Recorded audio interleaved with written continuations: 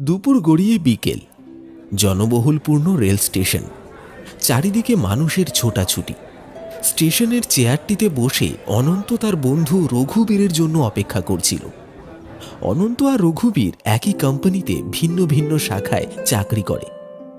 সামনে পুজো, তাই পুজোর ছুটিতে দুই বন্ধু একসাথে বাড়ির দিকে যাওয়ার প্ল্যান করেছে। অনন্তের বাড়ি থেকে রঘুবীরের বাড়ি 5 মাইলের রাস্তা। তাদের গ্রাম প্রায় পাশাপাশি। অনন্ত রঘুবীরের জন্য অপেক্ষা করতে করতে শেষে বিরক্ত হয়ে যায়। তারপর তাকে ফোন করে বলে, হ্যালো, এই রঘুবীর, তুই কোথায়? তোকে বলেছি তাড়াতাড়ি আসতে, ট্রেন আসতে আর মাত্র 10 মিনিট বাকি।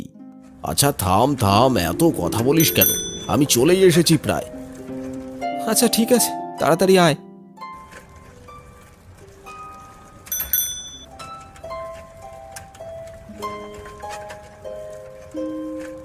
একটু পরেই রঘুবীর স্টেশনে চলে আসলো।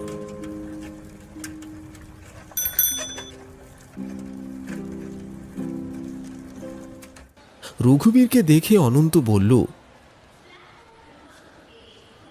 সব সময় তুই লেট করিস, আমার একা বসে থাকতে কি ভালো লাগে বল? আমি লেট করি না, তুই সব জায়গায় তাড়াতাড়ি যাস, তারপরে তোকে অপেক্ষা করতে হয়। আর আমি একদম ঠিক সময় আসি। ওই যে দেখ, ট্রেনটাও এসে পড়েছে। এখন চল তাড়াতাড়ি উঠে পড়ি, নইলে সিট পাবি না।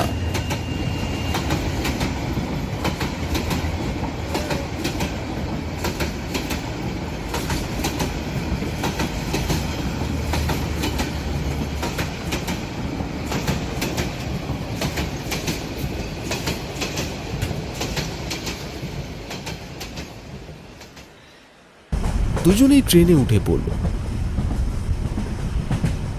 প্রায় 4 ঘন্টা পর সন্ধে নাগাদ তারা এসে পৌঁছল পলাশপুর স্টেশনে।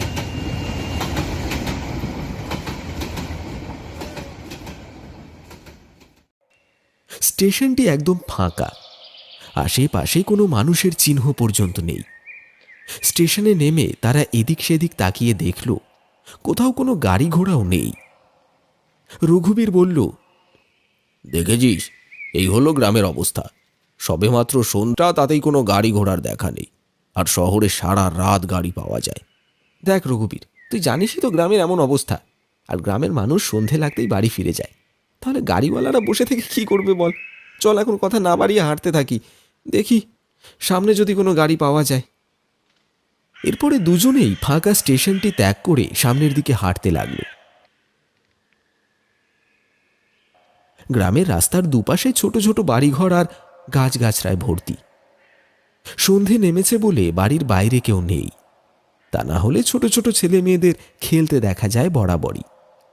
রঘুবীর বলল, আরে অনন্ত, এতটা পথ হাঁটলাম, তাও তো কোনো গাড়ি পেলাম না।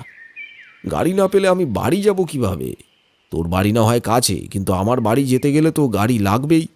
গাড়ি যে লাগবে সেটা তোকে দেখেই বোঝা যাচ্ছে। শহুরে পরিবেশে থেকে তুই একদম অলস হয়ে পড়েছিস। এতটুকু রাস্তাও তোর দ্বারা হাঁটা সম্ভব হচ্ছে না।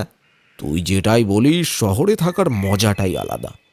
বাবা মাকে কতবার বলেছি আমার সাথে শহরে থাকতে, কিন্তু তারা তো একদম সাফ সাফ বলে দিয়েছে মৃত্যুর আগ পর্যন্ত গ্রাম ছাড়বে না। সত্যি কথা বলতে আমার শহরে একদম মন টেকে না।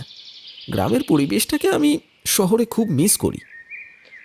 গল্প করতে করতে তারা একসময় সামনেই একটা গরুর গাড়ি দেখতে পেল। অনন্ত বলল, ওই তো সামনে একটা গরুর গাড়ি, চল দেখি গাড়িটি আমাদের নিয়ে যায় কিনা। হ্যাঁ চল চল, আমার পায়ে ভীষণ ব্যথা করছে। সামনে এগিয়ে গিয়ে অনন্ত গরুর গাড়িওয়ালাকে বলল, দাদা, পলাশপুর উত্তরপাড়া যাবেন?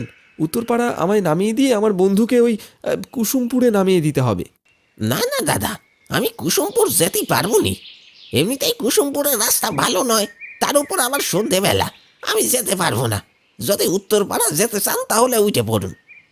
যেহেতু আর কোনো গাড়ি পাওয়া যাচ্ছিল না, তাই বাধ্য হয়েই সেই গাড়িতেই উঠে পড়ল তারা। ওরা গাড়িতে উঠতেই গরুর গাড়িটি চলতে শুরু করলো। অনন্ত বলল, রঘুবীর, তুই না হয় আজ রাতটা আমাদের বাড়িতে কাটিয়ে কাল সকাল সকাল বাড়ির পথে রওনা দিস। মনে হয় তুই ঠিকই বলছিস। কুসুমপুরের পরিবেশটি আর আগের মতন নেই। রাতের বেলায় চোর ডাকাতদের উপদ্রব বেড়েছে। আবার কি বলতে কি হয়, আর তাছাড়া এতটা পথ হেঁটে যাবার আমার শক্তি আর অবশিষ্ট নেই।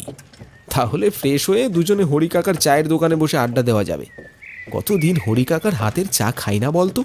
হ্যাঁ, এতক্ষণ পর তুই একটা ভালো কথা বললি। চা না পেয়ে শরীরটাও কেমন যেন ম্যাচ ম্যাচ করছে। তার উপর যদি আবার চাটা হয় হরি কাকার, তাহলে তো কোনো কথাই নেই। চলতে চলতে গরুর গাড়িটি একসময় অনন্তের বাড়ির সামনে এসে পৌঁছল।